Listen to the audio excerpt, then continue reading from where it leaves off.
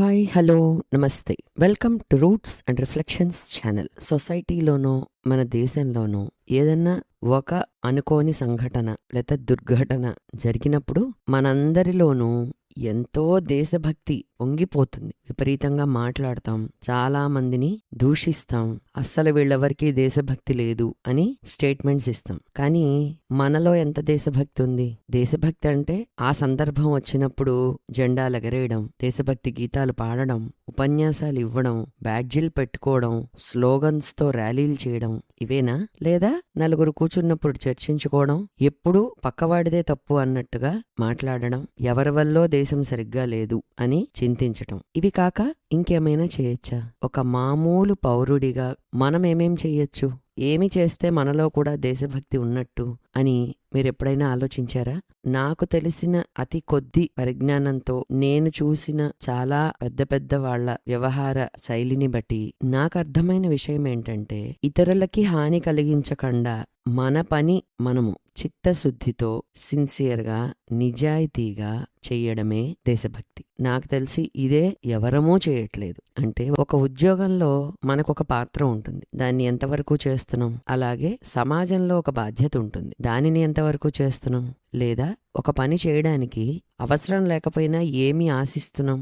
ఇవన్నీ సరిచేసుకుంటే ఇలా ఎవరికి వాళ్ళు ఈ విషయంలో జాగ్రత్తగా ఉండడం, కమిట్మెంట్తో పనిచేయడం చేస్తే ఖచ్చితంగా 10 మంది కలిస్తేనే కదా సమాజం. అలాగే సమాజంలో అందరూ కలిస్తేనే దేశం. అది ఏ ఉద్యోగము, ఎంత స్థాయి, డిజిగ్నేషన్ ఏంటి అన్న దాంతో సంబంధం లేకుండా ప్రతి వాళ్ళు వాళ్ళ డ్యూటీని భగవంతుడిలాగా భావించి, డ్యూటీ ఈజ్ గాడ్ అంటారు, చెయ్యాల్సిన పని చక్కగా చేస్తే ఖచ్చితంగా దేశానికి మేలే జరుగుతుంది. అంతేకాకుండా పెద్దవాళ్ళందరూ అలా చేస్తే ఈ తరం పిల్లలు కూడా అదే నేర్చుకుంటారు. కానీ ప్రస్తుతం ఏం జరుగుతోంది అది అందరికీ తెలుసు. ప్రతి వాళ్ళల్లో ఏం భావన ఉంది ఆలోచించండి. న్యాయంగా ధర్మంగా జరగాల్సిన పనో లేకపోతే ఇంకోటేదైనానో జరుగుతోందా? లేదా అంగబలమో అర్ధబలమో ఎక్కువ ప్రభావాన్ని చూపిస్తున్నాయా?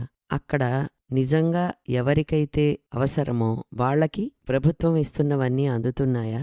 దీనికి ఎవరి కారణం?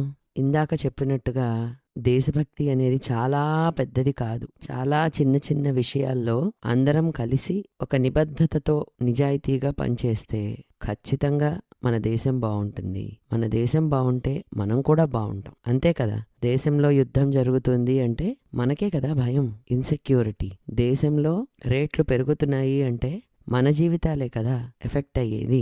దేశం అంటే మట్టి కాదోయ్, దేశమంటే మనుషులోయ్ అన్నారు మహాకవి గురజాడ. మరి మనమే కదా దేశం అంటే. మనందరం మన విధిని బాధ్యతని సక్రమంగా చేస్తే దేశం ఎందుకు బాగుండదు? ఇలా ఎప్పుడైనా ఆలోచించారా? కనీసం ఇప్పుడైనా మనం మారదాం. ఒక్కళ్ళమే కదా ఏమి సాధ్యమవుతుంది అంటే ఒక్కొక్క బిందువు కలిస్తేనే సింధు అవుతుంది. ఎవరికి వాళ్ళు ఒకళ్ళమే కదా అని ఆగిపోకుండా ఒక్కళ్ళైనా చేస్తూ ఉంటే చిన్నగా ఒకళ్ళకొకళ్ళు తోడవుతారు. అప్పుడు అది దేశంలో జరగాల్సిన మంచి మార్పుకి దోహదపడుతుంది అని నా అభిప్రాయం. మీరేమంటారు? తప్పకుండా ఈ విషయాన్ని ఆలోచించి పాటిస్తారని ఆశిస్తున్నాను. అందుకని మనం నిత్యకృత్యం చేసే ప్రతి పనిలోనూ ఎక్కడెక్కడ ఎంత మనం సరి చేయగలమో లేదా మనల్ని మనం సరి చేసుకోగలమో చూసి వాటన్నిటినీ పాటిస్తే తప్పకుండా ఈ దేశానికి మనం ఎంతో మేలు చేసిన వాళ్ళం అవుతాం. మన దేశభక్తిని ప్రదర్శించుకోవడానికి ఇంతకన్నా మంచి మార్గం ఉంటుంది అని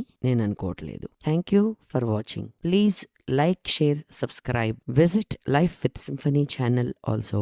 Stay tuned. Thank you.